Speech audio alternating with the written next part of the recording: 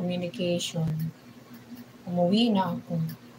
Magastos kasi, Uber papasok, Uber pa uwi. Magastos. Kanina, muntik ko na naman siyang ihatid ng Uber. Buti na lang, nakita namin yung school bus. Parating na. 9:15 na. 9:15 na yun, yung school bus. Parating pa lang. Tapos kinausap ko yung driver, sabi niya, pumunta daw siya kahapon doon. Pero late siya nakarating. Siguro 9:25 na siya dumating or 9:23 kasi 9:20 nakaalis na kami dun eh. Nag-Uber na kami. 10 minutes na lang, malilate na kasi si Erwin.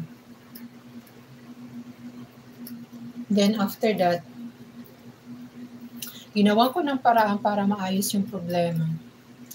Okay lang sana kung walking distance lang wala dito, hindi ganun ka delikado.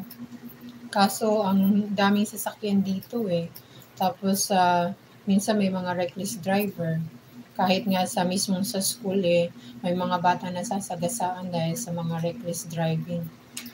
Kaya ayoko siyang maglakad. At saka sobrang layo. Sobrang layo mula sa bahay hanggang sa school. Tapos napakainit pa. Sobrang init pa ngayon. Siguro kung doon sa may Aguado sa amin, mula doon hanggang parang parehas lang yung distance. Malayo. Malayo siya kung lalakarin.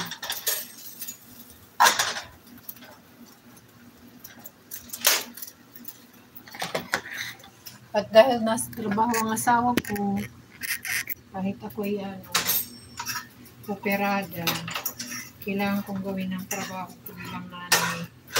Kasi yung asawa ko nasa trabaho, hindi naman siya makadali-dali.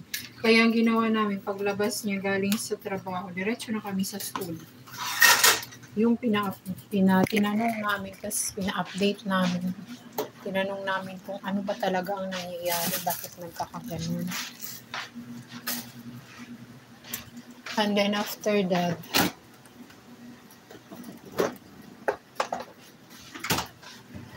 pinakita sa amin ng sa registrar na in-update na niya. The problem is yung uploading ng mga files is very slow kasi overloaded sila ngayon because of the rezoning. Nag-rezoning kasi dito, kumbaga dati kasi sa ibang school si Erwin, ngayon ibang school na naman.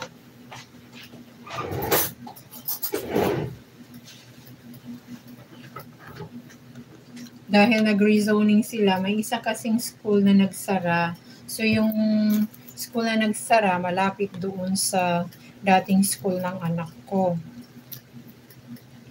So ang mga bata na medyo malayo sa school, ni-rezone, nilipat sila sa school na mas malapit sa residential address nila. So yun ang nangyari. Alam mo ba, mula nung transfer ko si Erwin from Philippines to here sa Florida, pangatlong school na niya yan. Dahil sa rezoning. Kasi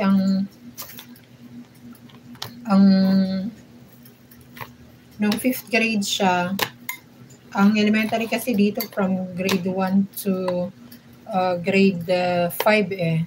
Pag na-grade 6 na siya, middle school na yun. Tapos,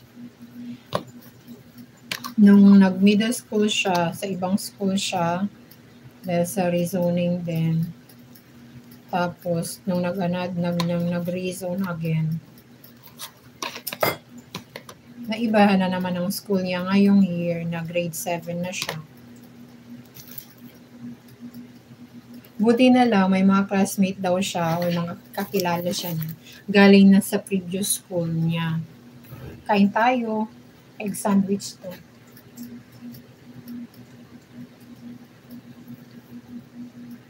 Kahit pa paano, hindi siya nalulungkot.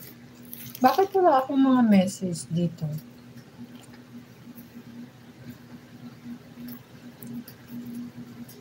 Hindi ko nakikita yung mga message.